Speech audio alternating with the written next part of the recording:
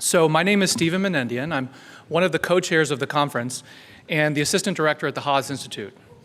As expected, this has been a pretty intense but thoughtful conference, but it's only going to become more so today. And I think it's going to culminate in an incredible documentary film this evening. So if you're going to be around for that, that's not to miss. We're going to have one of the co-directors of that film leading a discussion before and after. Our vision for this conference is that it will live beyond this space and this time. So we'll archive and post all the videos of each of the conference sessions online, and we'll also produce a conference report. So be looking for that, but not, give us a little bit of time to put that together. But your participation, not simply presence, is actually vital for achieving our goals. Because we want this conference to play a role in a national dialogue and policy debates of coming years. And to do that, we needed to bring together people who normally don't talk to each other or hear from each other. We wanted to pair academics and scholars with activists and advocates. So you'll notice how the last panel had a community organizer, a police officer, an advocate, and a scholar. We want to bring experts together with professionals and citizens who confront day in and day out the realities we seek to address. But above all, we needed to bring the most innovative, groundbreaking, and forward-thinking minds in the nation on these issues. And when we started planning this conference nearly 2 years ago, Robert Sampson was at the very top of the list of the people we wanted to bring. Now, you may not have heard his name, but you have certainly read about his work or findings in the press, whether you know it or not. So let me read a little bit of his bio for you. Robert J. Sampson is the Henry Ford II Professor of the Social Sciences at Harvard University. He served as the chair of the Department of Sociology and has taught at the University of Chicago for a dozen years before moving to Harvard in 2003. In the 1990s, he was the scientific director of the Project on Human Development in Chicago Neighborhoods, which collected original longitudinal data spanning individuals and neighborhoods that has produced 2 decades of research from scholars around the world. In lay people terms, he headed a remarkable team of researchers working in disadvantaged communities for many years, interviewing and surveying and learning about what's happening. This research has produced countless headlines and findings, such as this one, quote, "Living in disadvantaged neighborhoods equivalent to missing a year of school." Professor Sampson's research and teaching covers a variety of areas, including crime, disorder, the life course, neighborhood effects, inequality, civic engagement, and the social structure of the city. His most recent book, Great American City, Chicago and the Enduring Neighborhood Effect, which is available in our bookstore outside, won the Best Book Award from the American Sociological Association, the American Society of Criminology, and the North American Regional Science Association. It's a synthesis of many of his published articles, but it's not a stretch to say that this book is one of the most cited and read volumes in the Institute's entire library. Step by step, building an edifice of knowledge, Professor Sampson derives brilliant insights by solving thorny conceptual and methodological problems. And as someone who has avidly followed his career, it is an honor, indeed a pleasure, to be able to offer this introduction. Professor Sampson doesn't know I'm going to say this, so hopefully I won't embarrass him, but in my estimation, he is the 21st century equivalent of Gunnar Myrdal, whose 2-volume An American Dilemma, like W.E.B. Du Bois' Black Reconstruction before it, is the definitive and most advanced social scientific statement on racial inequality in America. Like both Du Bois and Myrdal, Sampson does more than simply collect, synthesize, and present a state of affairs. Rather, he plows new ground. He works hard to develop, define, and quantify elusive social phenomenon. In so doing, he advances our conceptual understanding of the dynamics of structural racial inequality in a way that is transgressive to the academic boundaries and silos that separate the social sciences, while illuminating our understanding of a complex social reality. He melds social capital theory with network theory and implicit bias and structural disadvantage. His work refuses to be boxed in, nor remain ensconced in the academy. It is not an exaggeration, I think, to say that he has created a new social science to understand the reality he surveys, what he calls ecometrics, that not only breaks down disciplinary barriers, but the barriers of our imagination and our minds. His longitudinal survey research and his hard work defining and measuring crucial concepts leads to brilliant insights. He discovers, for example, that, quote, neighborhoods select people rather than the other way around. This goes a long way to explaining the persistence of racial and economic segregation 50 years since the Fair Housing Act. But Sampson goes deeper. In a passage that is directly relevant to the themes of this conference, he explains the social construction of race. Quote, while race may be easily dismissed as a biological classification, dark skin is an easily observed and salient trait that has become a marker in American society, imbued with meanings about crime, disorder, and violence. Flipping our conceptions of the relationship between perception and social meanings on its head, Sampson helps us understand how social cues structure perception rather than the other way around. Or as he pithily puts it, and I have to say this a couple times in my head to get it straight, believing is seeing. Social meanings arising from structural disadvantage precede and precondition our perception of order and disorder based upon who we see. So consider the comparisons made yesterday of the courageous Parkland students and the equally courageous Ferguson and Baltimore protesters. This is not ivory tower research. It has direct policy implications by way of challenging the nefarious broken windows theory that has underpinned decades of policing. And for those of you who haven't heard of that term before, two academics wrote an enormously influential article under that header in 1982, which argued that strict enforcement of minor infractions, such as vandalism or loitering, was necessary to stem a tide of disorder and therefore reduce more serious crimes. Police departments and city councils wholeheartedly embrace this theory, and it has likely played no small role in mass incarceration. Professor Sampson has spent a large part of his career, an entire book chapter, refuting this theory and the policies that flow from it. Yesterday, John Powell noted how both President Nixon and Trump's campaigns ran on a law and order platform, which was organized directly against the Kerner Commission report. But John complicated it by noting that order was not simply about a lack of disorder, riots, or even protests, but about enforcing a racial order, about keeping people in their respective places and white supremacy. Nixon and other Kerner critics bemoaned the Kerner report's recommendation as rewarding the rioters. Some claim that the Kerner report focused too much on individual racism, but I think a close reading reveals a clear institutional and structural focus, a recognition on how government at every level played a role in institutionalizing segregation, especially in the North and the West, which has been so brilliantly described in Richard Rothstein, one of my co-chairs, the book, The Color of Law, and how that has been maintained through electoral systems that disenfranchise minorities through at-large districts and left municipal systems unresponsive to demands for improving services, including sanitation. One of the recommendations of the Kerner report was a rodent extermination program. Seems pretty common sense. Well, as soon as the Kerner report was released, that bill was exterminated in Congress as part of the backlash. But lurking beneath all of this is an ongoing debate, especially among progressive and liberal thinkers, on the relationship between culture and structure. And when presented with facts and data, too many Americans resort to what Eduardo Bonilla Silva calls the cultural racism frame, which understands that conditions described in the report as a product of bad culture rather than government policy. Often attributed to the Moynihan report, which has been talked about so far a number of times in this conference, rather than government, this idea actually goes back further to Oscar Lewis, whose, quote, culture of poverty thesis asserted that maladaptive behaviors explained economic immobility and unemployment. In both cases, the structural elements of the analysis were washed out in favor of prevailing popular understandings, of this argument.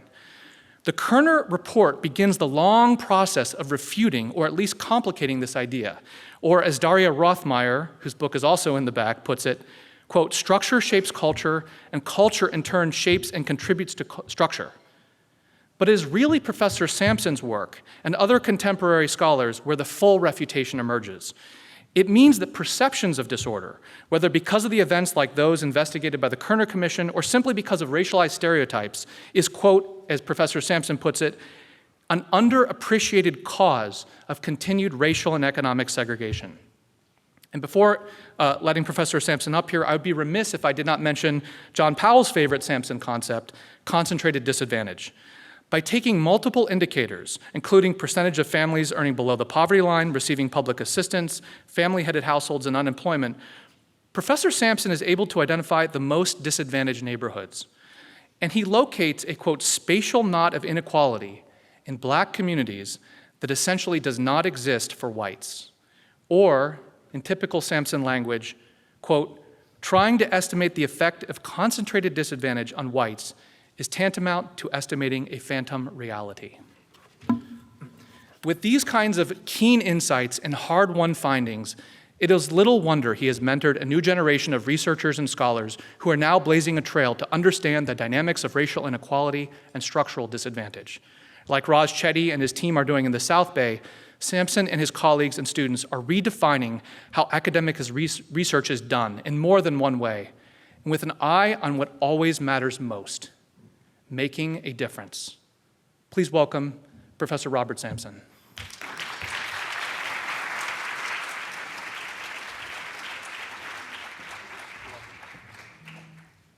Thank you, Stephen, for that very kind introduction. It's great to be here today, although the after-lunch duty is always difficult. So hopefully you've all tanked up on coffee.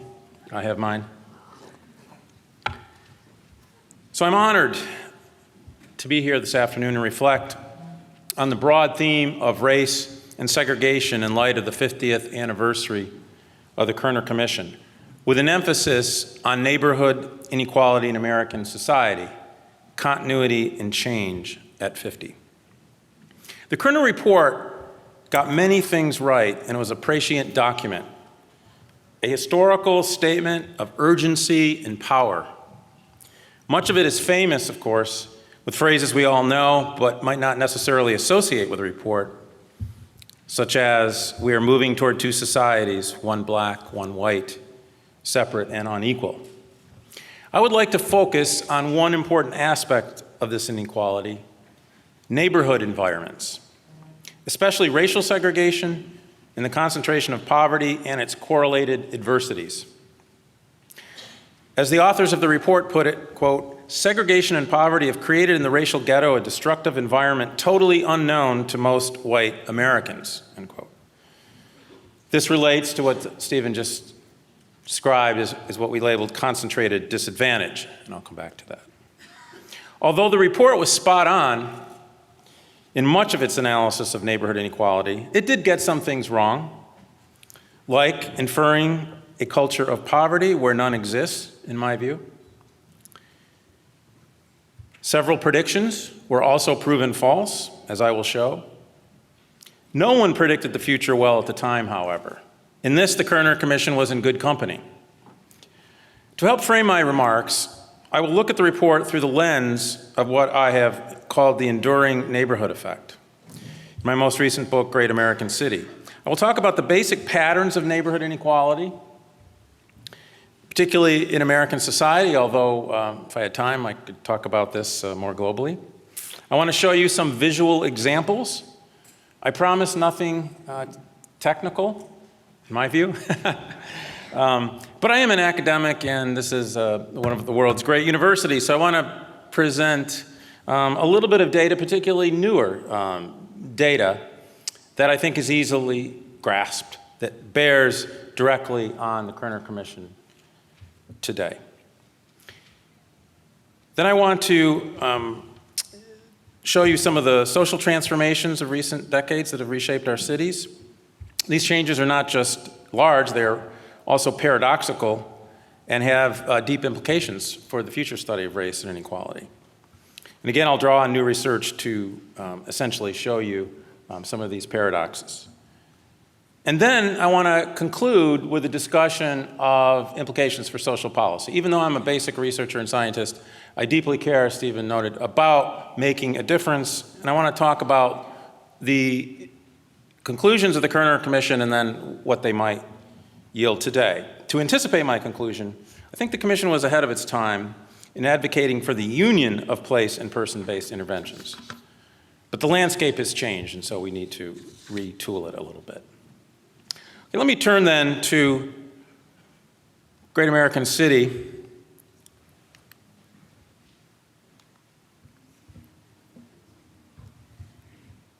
the first part of the book, I argue, and I quote, "While the 21st century city has been declared spatially liberated, I argue that it remains place-based in much of its character. Indeed, cities today are, as ever, socially differentiated by neighborhood, a mosaic of social worlds, and in a way, sort of map of Chicago on the cover of the book captures that, right, in the sense of this mosaic of differentiation where you have social and physical differentiation across ecological subsections or neighborhoods of the American city. I could show you maps of any city in the United States. And when we start to layer onto this social and other characteristics, you see just how profound neighborhood inequality is. And we can think of this as a general framework as neighborhood concentration or concentration effects. And this, I think, is really about the spatial foundations of inequality. Interestingly, archaeologists have even found evidence of spatial differentiation in ancient cities, going back as far as we can tell based on archaeological digs, indicating that one of the few universals of city life is neighborhood division. Hence, the spatial foundations of inequality are central. And then when intersected with institutional features such as racism and other features of our society, it becomes a particularly virulent form of neighborhood inequality. But the sorting and the differentiation is something I think it's useful to note that goes back a long way in history. In addition to neighborhood concentration, second, and this is important, it's not just about any one thing. Things actually go together, what I think of as compounded adversity, whether it's poverty, which we focus in on a lot, and segregation, but also poor health, family disruption, disorder, violence, disease, any number of things. And this compounded nature of how things are concentrated in space has deep effects on not just our perceptions of those spaces, but also on our lives. Third, and this is a little bit of a paradox itself, is that there's a great deal of persistence despite change. I don't know what I mean by that. What I mean is that society is always changing, and as I will show you, it's changed a lot. But these macro level changes tend to be shaped and are structured by our neighborhood environments. What I think of as the social order of the city as a general concept. And what we'll see is that some neighborhoods have changed in their composition, and we know that to be true. On the other hand, when you look at neighborhoods over time, the persistence is quite striking, and I'll show you some examples. So before showing you some examples from the book, let's just consider a little bit the social transformation since Kerner. And Sean Donovan yesterday in his opening keynote touched on this. So I'm actually going to agree with him and maybe press it a little bit more, a few things he might have left out. First of all, inner city, a concept everyone hears, we still use it, probably should be retired as a concept. For one thing, much of the wealth in contemporary cities is concentrated near the center. We've seen suburbanization of poverty. Some of the greatest increases in poverty in the last decades or so have been in suburbs, not in central cities. Public housing, I'll come back to this, has been radically transformed in cities like Chicago, literally tearing down public housing. In other cities, scattered site and other kinds of housing. It's a very different world. Gentrification, of course, and the return to the city. In fact, I think, again, Sean Donovan mentioned this about one of the predictions in the report you look at, it's really interesting. They talk about the future is grim, and because of black migration into cities and white flight, we're moving toward majority black cities. Well, I just looked at this, the 50 largest cities in the United States, only 12% are majority black. So it's actually not true. The prediction did not come true. And we're seeing losses in black population in great centers like Chicago. Washington, D.C. now is less than 50% black. So we're seeing a reshaping of the city around race and inequality and gentrification. And I think this is something we have to pay attention to, particularly with regard to our policies. Another big change, immigration. It's a world of difference. It's a global world now, much more so than in 1967. Especially since 1990, we've seen a rapid increase in immigration from around the world, over 50% increase. The late historian Michael Katz at the University of Pennsylvania argued that this was smashing the black-white frame. Now, I put a question mark around that, because I'm not sure that's true, but nonetheless, it's changing. It's no longer a binary world, if it ever was. And I think that the massive immigration from around the world, counterintuitively, counter to what we hear from on top, is actually part of the reason for urban revitalization. And indeed, I've argued in other papers that it may account for some of the crime drop. So rather than immigration being criminogenic, it is crime reducing. Another set of changes, and you've heard about this throughout the day, but I want to put it in a particular perspective. In my view, if you look at the data since Kerner, there's actually been 3 eras of crime and criminalization. The first, on the left, what I call era 1, is quite remarkable because the imprisonment rate was actually declining from 1960 to about 1975, dipped up a little bit. Let's just consider it flat for the most part, whereas violence was increasing at a rapid rate. And if you think about it, what's remarkable is that the Kerner report, despite all the talk of disorder and crime and violence, even incarceration, was actually at the point in about 1967 where incarceration was declining and the violence rate had gone up, but it was a blip, actually, when you look at it in historical perspective. By 1990 or so, it was over 700,000, 7 times, depending on where you want to count the beginning. So the first era was basically rising violence, flat incarceration. The second era, as you can see, was almost a parallel increase in both violence and incarceration. And this is the real turmoil in society, where mass incarceration, we now know, retrospectively, had its beginning roughly in 1975. And then something happened around the 90s. 92, 93, depending on how you want to count it, when crime and violence in particular began to plummet.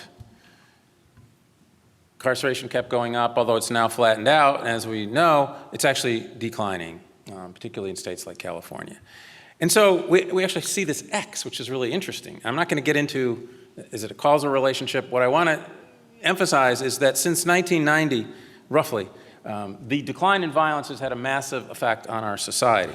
And so has mass incarceration, but these are countervailing effects.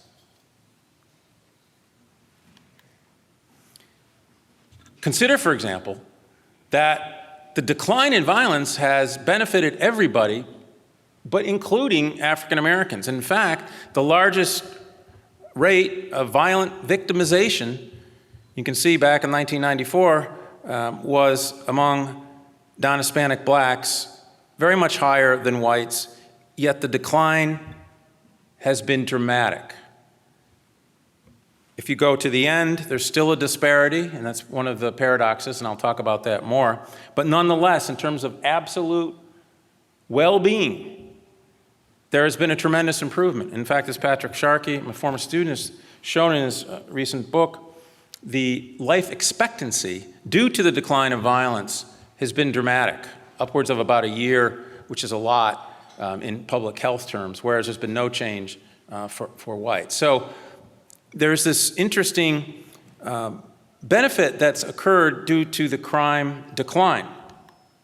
Yet, we have all these improvements, we still see tremendous disparities. And I want to show you a few graphs from Great American City, which are basically either at the end or after these massive social changes, right? So this is almost 50 years post Kerner, 21st century Chicago. Let's think about kids. Let's think about violence. Well, things go together. The concentrated disadvantage, in this case of homicide, which I've portrayed very simply, hopefully, as stars. The larger the star, the greater the homicide rate. And what you can see, and for those of you who might not know Chicago, the south side is Lake Michigan.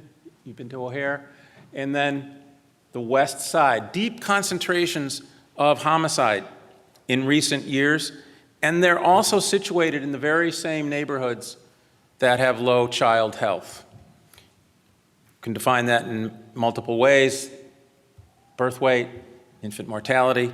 We also know that exposure to violence among children is one of the more detrimental aspects growing up. And so the juxtaposition of violence and children is a dangerous combination. And what we see in Chicago is that that is concentrated in the same places. Mass incarceration, we've heard a lot about that. I want to emphasize one thing about mass incarceration, though. It's actually not so mass in the sense that it's highly spatialized.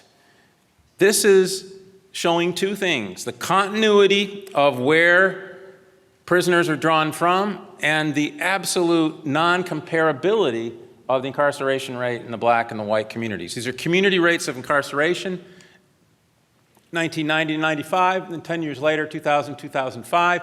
These are communities in Chicago. You can see high-rate communities up here, really off the charts with respect to incarceration rates. But what's disturbing about this is that if you look at predominantly white communities, the community in Chicago that has the highest incarceration rate, it's predominantly white,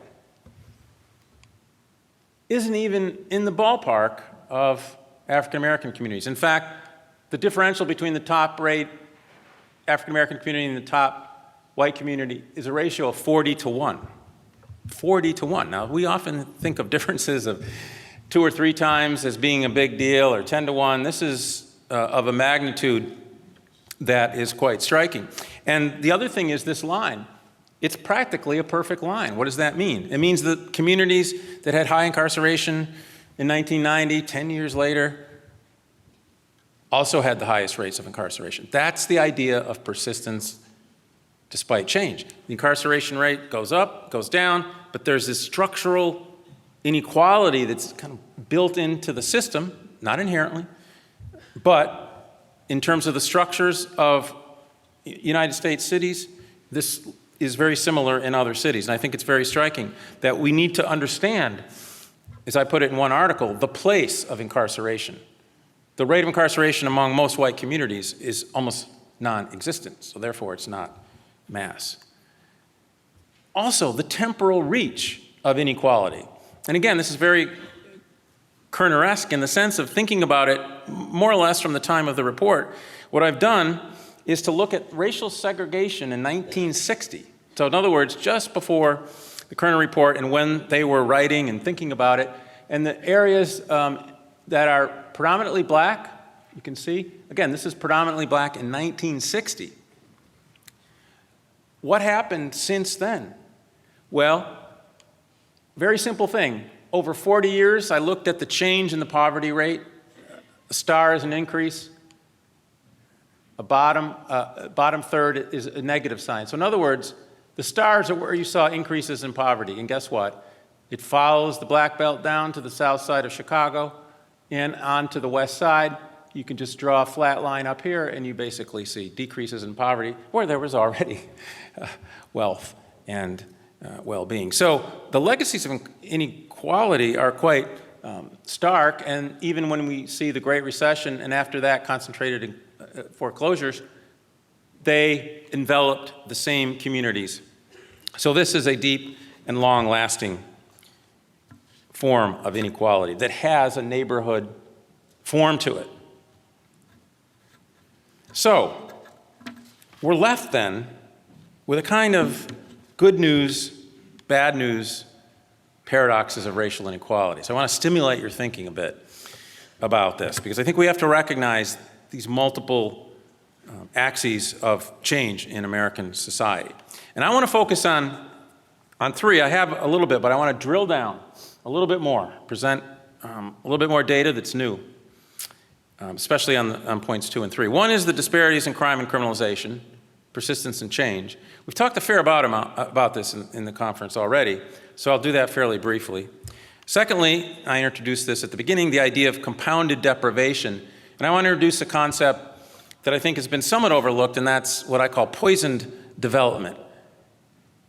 There's various ways that the disadvantaged, and particularly African Americans in segregated communities, have been disadvantaged. We talked about criminal justice.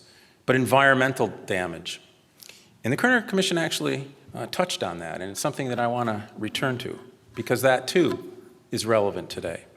And the third is new forms of social isolation. We like to think of ourselves in the contemporary world as being somewhat more advanced, I suppose, or at least more mobile in getting around in the world than, let's say, people in 1967. Well, I'm going to argue that there's actually new forms of isolation despite our so-called spatially liberated world. But let me just briefly talk a little bit about disparities in crime and criminalization. And the reason that's important goes right back to the Kerner report, of course, where they said, violence cannot build a better society. It's a great phrase. Right? Disruption and disorder nourish repression, not justice. Violence and destruction must be ended. They didn't mince words in terms of the importance of violence, and as you know, also their discussion of the criminal justice system. And I think what we see in disadvantaged communities is this nexus of criminal justice, institutional dysfunction in part, and violence. And so it's important to kind of get a grip on this, and I've been thinking about it, and I want to just briefly mention a work with William Julius Wilson. In 1995, we were asked to write a paper on race, crime, and disparities in the criminal justice system. And we argued that these racial disparities were attributable in large part to persistent structural disadvantages, disproportionately concentrated in African American communities. Not so much a surprise, but what we were trying to do was to assess the extent to which these racial disparities could actually be explained in a real sense by measured structural characteristics of communities, number one, and number two, whether there were similar effects on other race and ethnic groups, such as whites, Latinos. Now, what we found was that indeed racial disparities were explained. In fact, we were able to explain a fair amount of the gap, and also, according to the evidence, concentrated disadvantage explains crime similarly across groups. And we looked at the role of social networks, collective efficacy, community nonprofits, and legal cynicism in explaining that. And in this paper, also with Hannah Katz, graduate student at Harvard, we've taken the last 20 years and brought it up to date, literally to the present day, and reviewed the evidence. And based on what we find, despite these great changes in the crime rate that I showed you, despite all the massive changes in the criminal justice system, there's actually a remarkable similarity to 20 years ago in that the disparities are still strong and they're still explained in large part by these structural disadvantages. I'm not going to get into the detail, but it's both a question of A, explaining gaps between race, ethnic groups, and second, explaining the variability within groups. And the reason that's important is because we think the arguments about a culture of poverty, particularly within the black community, are incorrect. And one way to get at that is to look at the variance by these structural features within each racial group. And to the extent that you see similarity, to that extent you can rule out the idea of a essentialist or a black culture, because then one would have to have a white culture and a Latino culture. And actually, this is all explained, we believe, by these structural differences. The problem, though, is that the ecological context within which whites and blacks grow up are so profoundly different that it's actually hard to estimate. And Stephen's introduction brought that out, where at one point I said in the book, it's kind of like a phantom reality. If you look at the most disadvantaged neighborhoods in the United States, whites don't live in them. If you look at the most advantaged neighborhoods, for the most part, there's no African Americans. So you see this bifurcated distribution. Not to get academic nerd on you, but this is kind of one way to think of the counterfactual problem, right? That you can't actually estimate. You don't really have that counterfactual. What would it be like if? Well, in our country, unfortunately, we don't have that counterfactual. Nonetheless, The sources of violent crime continue to be, as we put it in 1995, remarkably invariant across race and rooted instead in these structural differences. And so our view is that we really need to set our sights on the macro or neighborhood level factors for all groups. What drives crime and other human behaviors, in our view, remains rooted in fundamental historical and structural conditions that are differentially experienced by racial groups.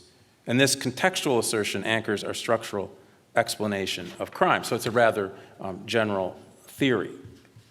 And that paper will be coming out this spring. The second leg of my argument is the idea of compounded deprivation. And I want to talk about that now for a few minutes, because this is fundamental, I think, to the idea of this counterfactual. And I want to show you, give you a visceral sense of what it's like with a contemporary study, and talk a little bit more about the idea of poisoned development. In Great American City, I spent a lot of time looking at neighborhood effects using the Project on Human Development in Chicago neighborhoods, but we haven't stopped.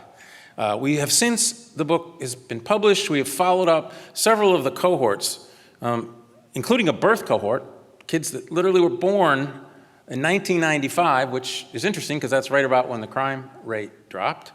And I can say a little bit more about that in the Q&A, because the racial disparities in that cohort we're finding in criminal justice are the same as the older cohorts, despite the crime drop.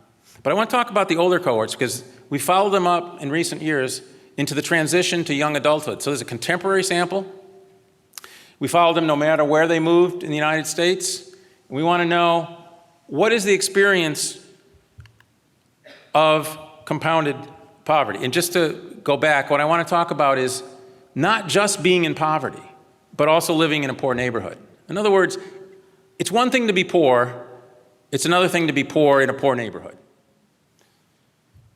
So using these data, I wanted to look at this, and moreover, I wanted to just really nail, if you will, one of the arguments I often hear, which is, well, these differences are due to these, individuals. It's kind of like the pull up by your bootstraps argument, right? The people that make it, they're smarter, they have more self-control. Some people call it grit. They have less anxiety, mental health issues, or they're just smarter, or they've been exposed, damaged as children. So we thought, okay, we have really good data on this. So we measured, I'm not going to give you all the details, but we took into account multiple scales and different ages, the self-control measured using the diagnostic instruments that are available on self-control, anxiety, aggression, antisocial behavior, standardized tests, IQ, if you will, exposure to violence, family criminality.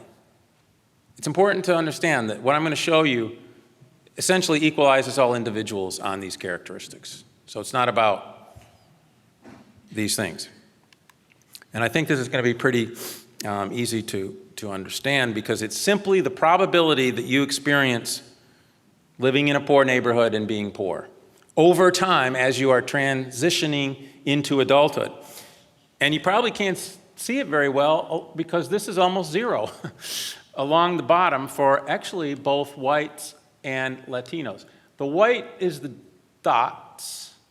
So our kids, basically, it's just a flat line. White transitioning to young adulthood basically don't experience it. About one, the probability is about 0.01. Latinos higher than whites, but relatively low. Our African American sample, not even comparable. Starting out at about a 15%, we saw some convergence. So there was some good news in this data until wave 3, but guess what? That basically coincided, or after that was the Great Recession.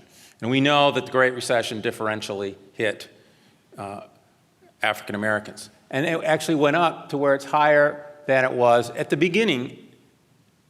The ratio is 16-1. In other words, African American youth transitioning to young adulthood in this study, controlling for all those individual characteristics, which we often hear about as the explanation of upward mobility, are experiencing basically a totally different world. Poison development. The Kerner Commission talked about the conditions in what they called the ghetto. I'm going to go beyond the ghetto in terms of the environment. I think the environment is crucial still today, especially since the EPA is being decimated. Believe it or not, they're calling for the elimination of lead testing among kids. Many of the regulatory agencies are basically literally being decimated. People are quitting. The funding is being denied. And this is crucial because environmental inequality is not a thing of the past. This do not touch, play around the mulch was from, you may recall, East Chicago, Indiana, entire neighborhood, 2016. We're not talking about 1967. 2016 had to be evacuated. Why? Because the children were all lead poisoned. There happened to be an old smelter factory nearby that hadn't been remediated, and it was in the soil. And the kids were poisoned. We know about Flint, but a lot of this is under the radar. That's just what makes the headlines. A recent study showed that 3,000 cities in the United States had lead levels, often in the soil, right? We banned it in gasoline, so we think it's all gone, but 3,000 cities had levels as high or higher than Flint. This is Pilsen in Chicago, Lower West Side. Attention, poison. This is a field, just grass. The kids were playing in it. No one knew. I mean, look how close the houses are here. Turns out this was contaminated soil from a plant, a metals plant that had been shut down in the middle part of the last century. Now that's shocking in itself because lead decays very slowly in the soil, so kids were playing in it. This is a scene that goes on in many different cities around the country.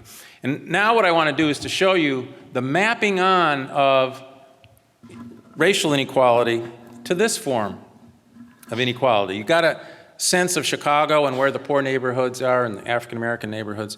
What we did was to get the blood lead level tests, literally measured levels in 1995, the beginning of our study actually, of all the infants tested in Chicago, and we looked at it over about a 15-year period, millions of tests. And it turns out that it's nothing random about it. The levels that are shown here are the percentage of kids tested above the level that the CDC determines is high risk or worth monitoring. By the way, they actually claim that there's no safe levels of lead, but this is above levels of concern. Red, actually, if you could believe it, means that 76% or more of the kids had levels above that level in Chicago. Concentrated almost completely in the same neighborhoods you saw in that Legacies of Inequality map, south side of Chicago, down, west side, the north side, and white areas hardly touched at all. And so it's not just that it's ecologically segregated, it's also that the levels are profoundly high. Even if you take the orange areas, which are 50% or more of the kids. So lead poisoning is real, it's contemporary. Now again, I'm going to give you the good news, bad news scenario. But I do want to mention that one of the reasons I think this is so important is because lead toxicity is a pathway, really, through which racial inequality literally gets into the body. And we know the damaging effects on learning, health, and various behaviors. And in our data, we also show individual level links over time. Now, the good news is that through vigorous action, and I want to come back to this at the end, collective efficacy and work on the part of the health department and community groups that were pushing for social change, the city actually, I think, is largely responsible for bringing down the rates of lead prevalence over this period of time. So it's kind of like the crime decline. We have another good news outcome, which we should be happy about. Yet, inequality still remains. What this is the proportion of predominantly Latino and predominantly white neighborhoods in the top quintile of lead poisoning. These are our predominantly black neighborhoods that are in the top quintile. What you can see is there's still no comparison. Improvement, some.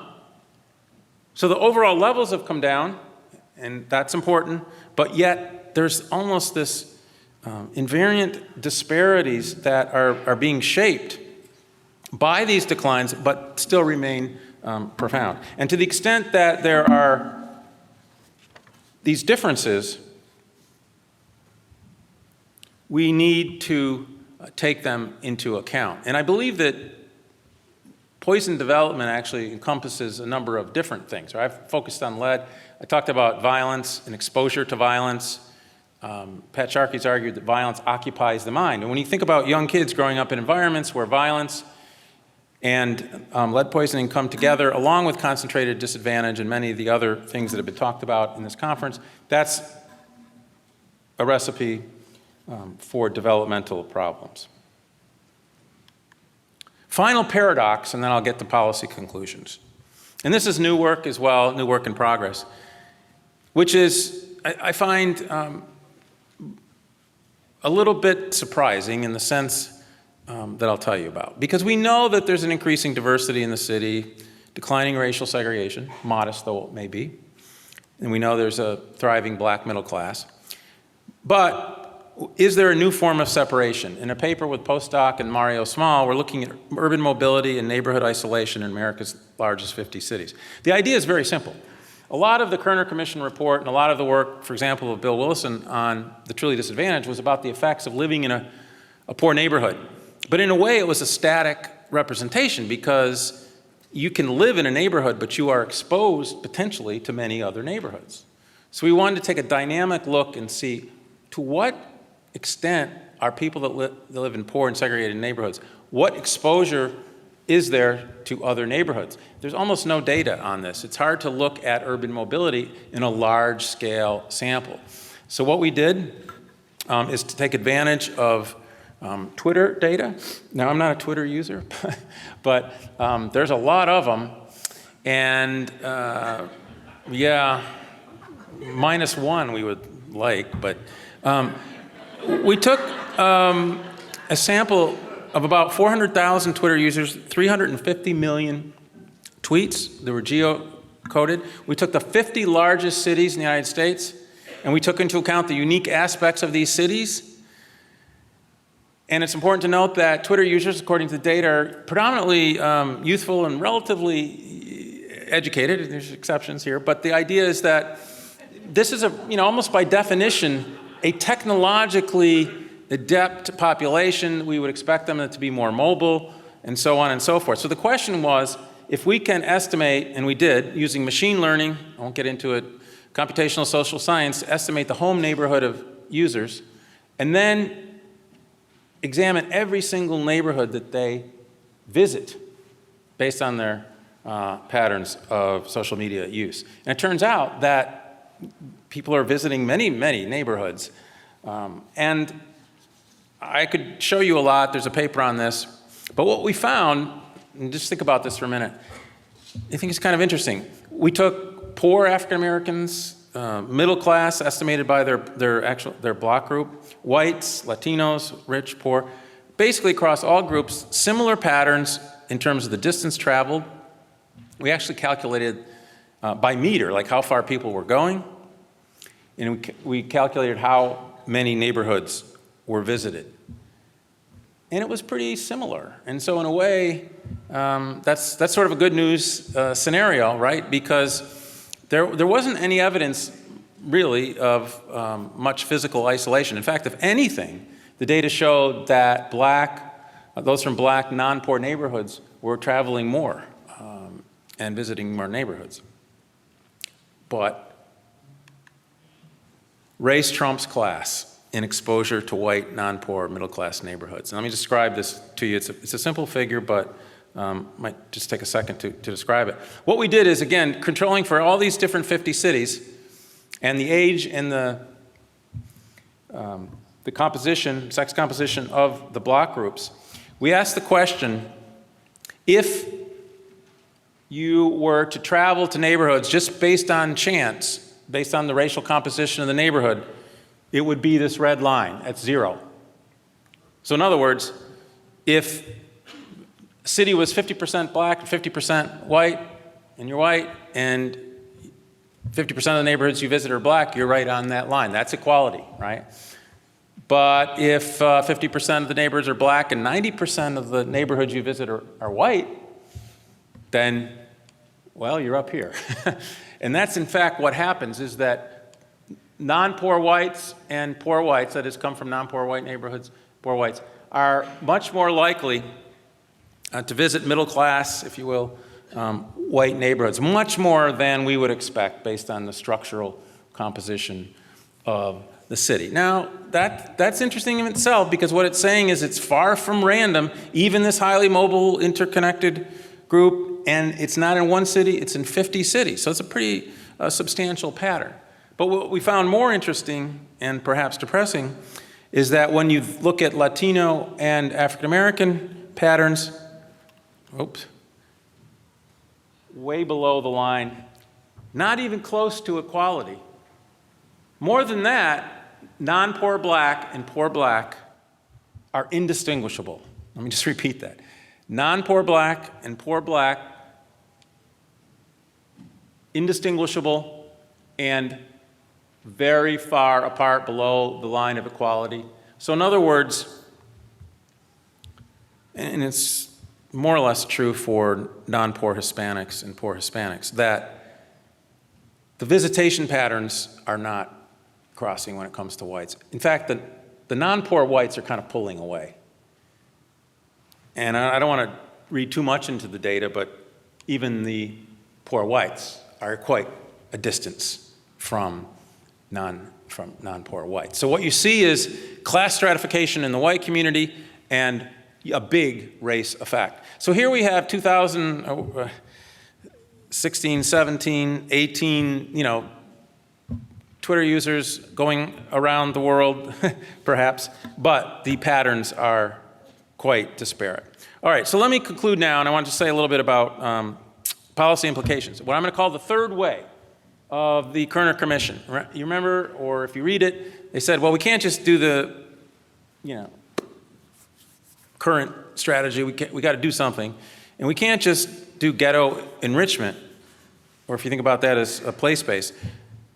We also have to encourage integration or person-based. In other words, it's really a union of place-based and person-based. And I think that's right. And it requires law, and it requires governmental action. And I think the Housing and Neighborhoods panel will touch on this. And I think that's absolutely right. And I want to say a little bit more about it, though, in terms of why it's still needed. It's still needed for many of the reasons I've just shown you, because we still have this cumulative and compounded deprivation, and we still have this counterfactual problem where literally we don't have neighborhoods where black children are growing up that are similar to whites. But how you get to this new world is actually not clear, whether it's place-based or person-based. I've argued, and this stems out in part of the work in Great American City, but also a paper in the Federal Reserve last year, for what I call affirmative action for neighborhoods. And this came up in a different language earlier today in one of the discussions. And this has to do with, again, the idea of poor people living in poor neighborhoods who suffered the great crime increases, the mass incarceration, criminal justice injustice. Now we see the crime rate coming down. Now we see gentrification. Are those neighborhoods simply going to be reclaimed by others who didn't experience that? And one of the problems I have with vouchers, and the reason I think they need to be integrated with place-based, is because to just send people elsewhere perhaps doesn't deal with residents who want to stay in neighborhoods that are now improving. And so there's got to be a way to integrate these policies. And that's what I wrote about, and the idea of combining person and place-based with formal support to poor persons in poor neighborhoods. And frankly, it was brought up earlier today, reparations. In an article that Ta-Nehisi Coates wrote a while back that he used some of our data to represent his ideas, and in conversation with him, I actually think this is a form of reparation. And why is it necessary? Because in some cities, this is what policy is. This is the site of Robert Taylor Homes. This is a picture I took for my book. 30,000 people lived here, okay? Yes, it was high crime and so on and so forth, but 30,000 people lived here. This was their home. The Chicago department blew it up, literally. It's gone. Where are those people? They won't. We don't really know. They don't tell us. Here's Cabrini Green. This is Dan Terrell Davis Way, where a 7-year-old boy was shot on his way to school, holding hands with his mother. They renamed the street. They blew up Cabrini Green as well. Well, this is situated, however, in the near north side, which is near gentrifying white neighborhoods. And guess what? You know the story here. This is going to be a gentrified area. So that's why I'm really obsessive about this, because the kinds of place-based, some of the place-based interventions, I don't think are dealing with the problem as they should. And then finally, last slide, collective efficacy, which is a key theme in the book. And that's where you all come in. I think collective efficacy, informal social control from the ground up, collective action on the part of residents matters and works, right? I mean, the Black Lives Matter, prison decarceration, a lot of this comes from a lot of hard work and action on the part of citizens. I'm not saying it's all of it, but it does happen. It's happened with regard to violence reduction. Don't have time to get into it, but there's evidence. People ask, why did the crime rate decline? Well, there's some evidence that community groups were fundamental in the crime decline. They don't get credit. I consider them unsung heroes. Environmental reform, same thing. We have to push back against the EPA. And in fact, there was a court case here in California where community groups pushed back. And there was just a court ruling that said to the EPA, no, you can't take 5 years to deal with this problem. You got 90 days. So community action and collective action does make a difference. And so rather than ending on a council of despair, as one might do studying neighborhood inequality, I would say that inequality by design can be redesigned. Thank you.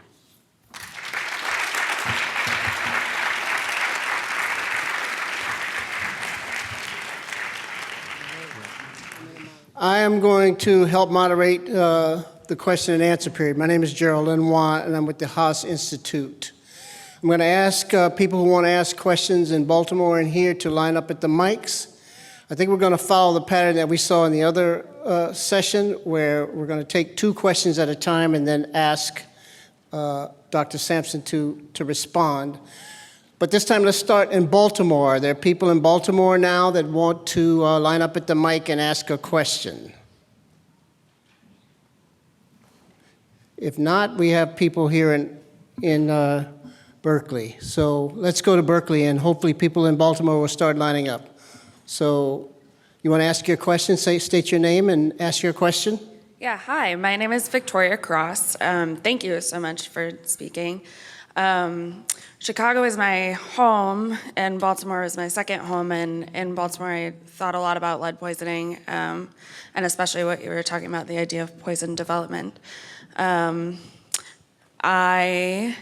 know I'll regret if I don't ask you if we could talk later about your lead poisoning work, but especially I wanted to ask what you think, besides just demanding work with the EPA, what sorts of things we can do to try to reduce lead poisoning, especially in the face of it kind of feels like we're being assaulted from all sides on policy fronts.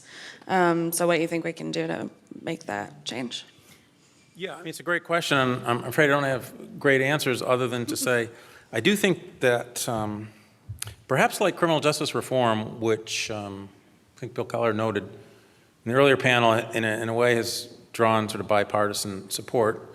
I think that's also true, or can be true, for environmental reform. I really think that this is one of those issues that the vast majority of the public are for it and would be shocked if they Right. knew what was going on. I think a lot of it's happening. What's happening is that the deregulation and the industrial control over what's happening is being directed from the top, and it's a very small group, elites, and I think the pushback is going to have to come from the courts Right. and from collective action on the part of individuals. And so I think it's a generalized thing. I wouldn't just emphasize lead poisoning. I mean, we can talk about climate change, Right, which right. might seem a little far from, the Kerner Commission, but nonetheless, it's not so far when you think about the extent to which the environment is central to human development, and that's at a very general level. And the EPA changes, so for example, there was a study of the effects of mining companies on the health of workers. They were ordered to cease study on that particular topic.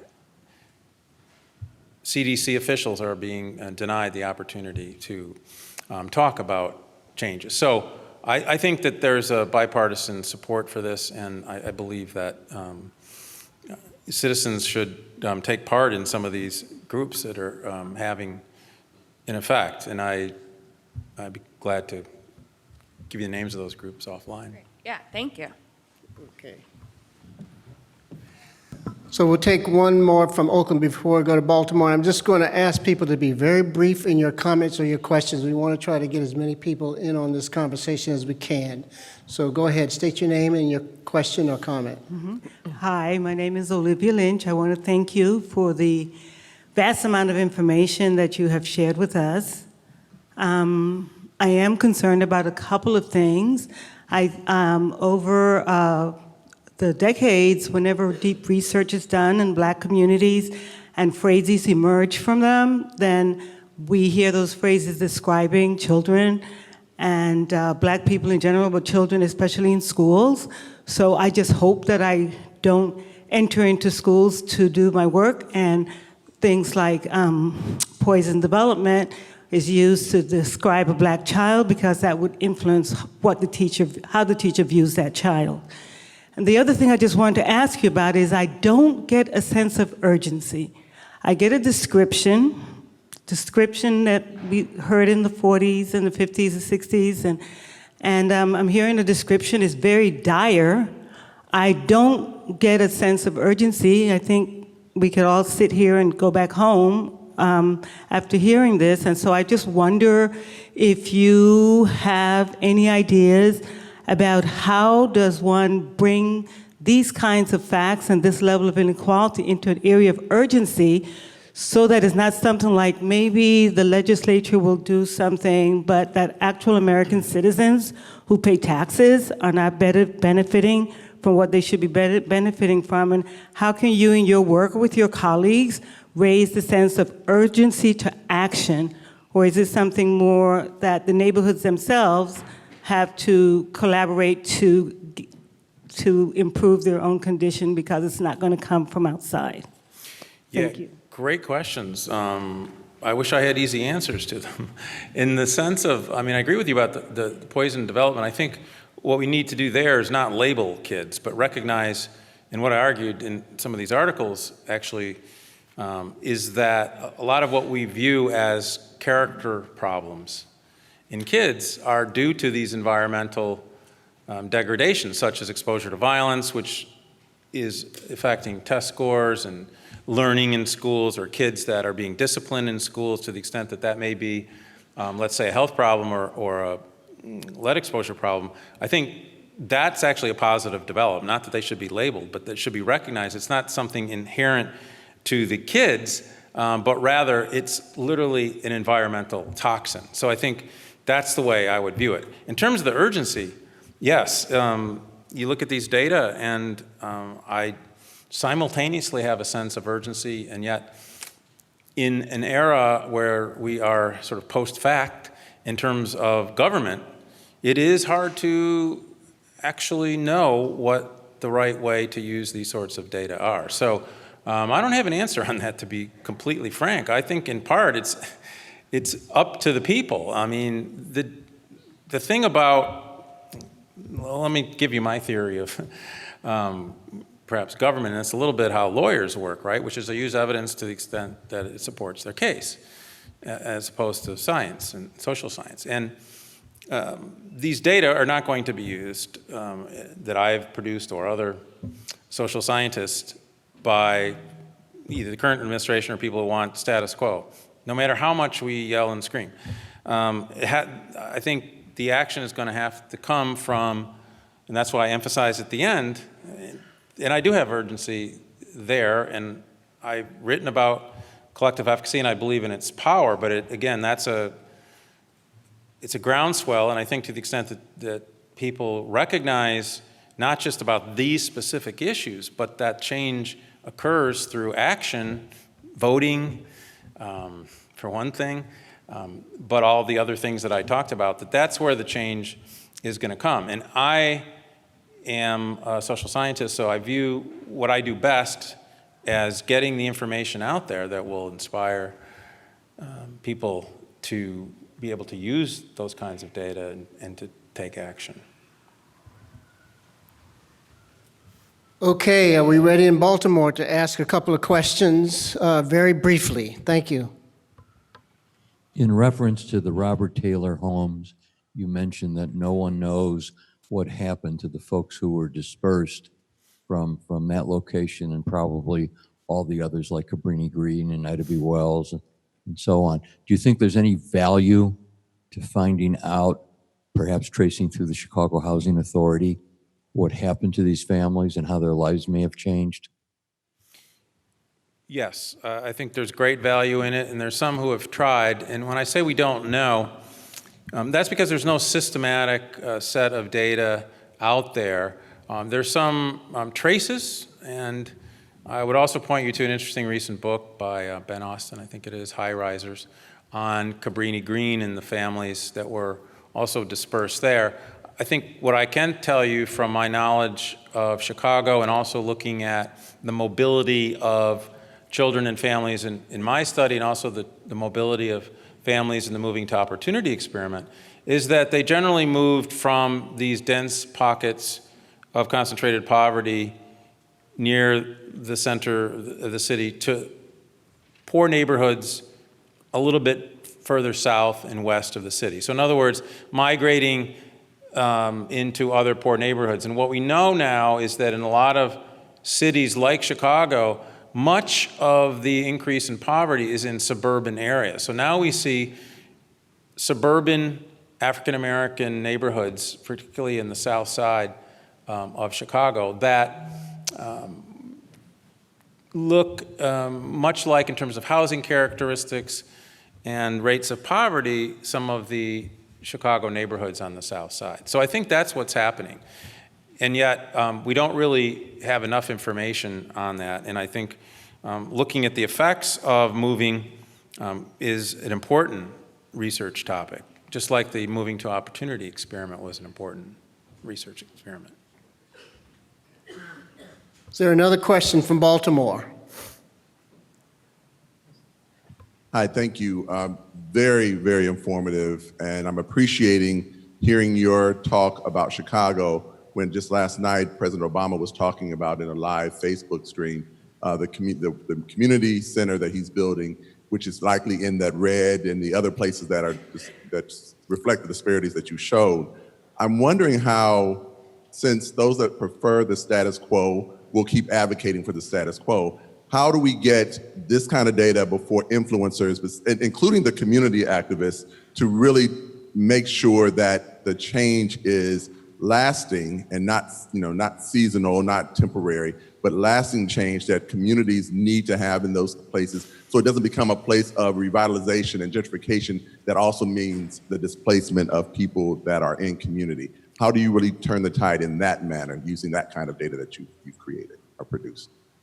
Yeah, well, it's a similar question to before.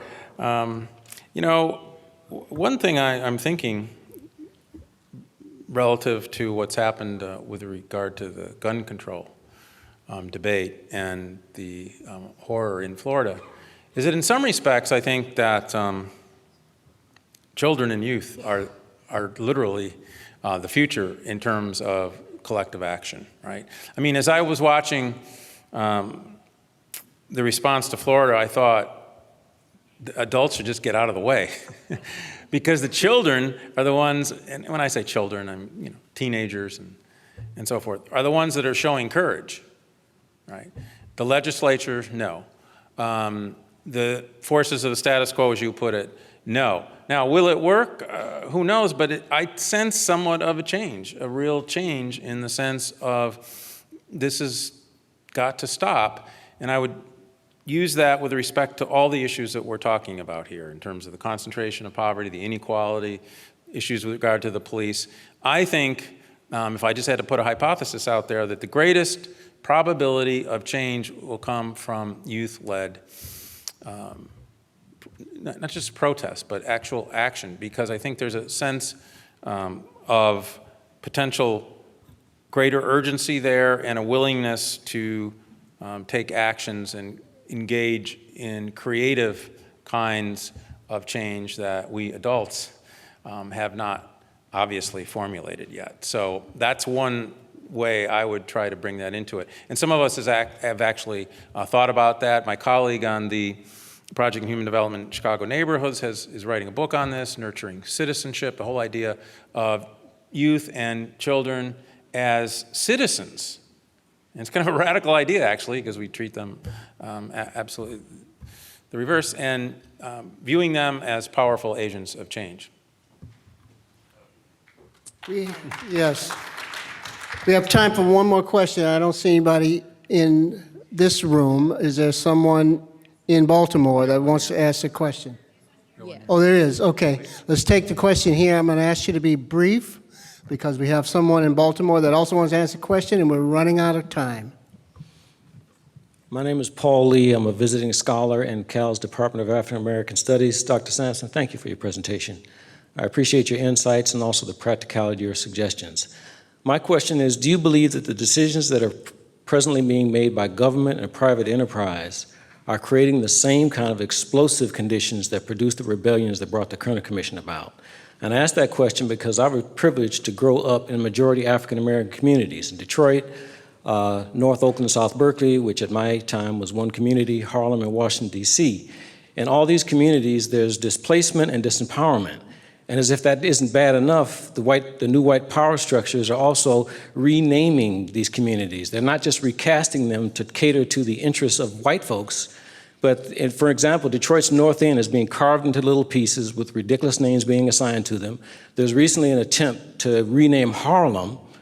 The Upper Cardozo section of Washington, D.C. has recently been renamed Columbia Heights, which was the original name when Tony white people lived there. I ride public transportation wherever I go because it keeps me in touch with my people are thinking and feeling. And I'm noticing a growing resentment at not just being disempowered and displaced, but forgotten. To change the name of a community is like you waking up one day and someone has changed your address and put a new facade in your home. You're still there, but you wonder where you are. So I know what I'm feeling on the streets, but I'm curious from your perspective if you believe that the same conditions of alienation, frustration, anger are building that might produce the kind of uprisings or rebellions that brought about the Kerner Commission. Thank you. Yes, well, quickly, I agree. I think the frustration and anger is building. Now, whether it will lead to that sort of disorder, I don't know. But I think it's an incredibly important issue, and I was trying to get at that in my point about affirmative action for neighborhoods, because what I see and what bothers me is the idea of, well, you have these poor neighborhoods, and one of the answers is to move out into, let's say, the suburbs to a better neighborhood. But I think about the Detroits of the world and people that considered those homes, and now that cities are improving, one can imagine a future where they will become then all-white cities.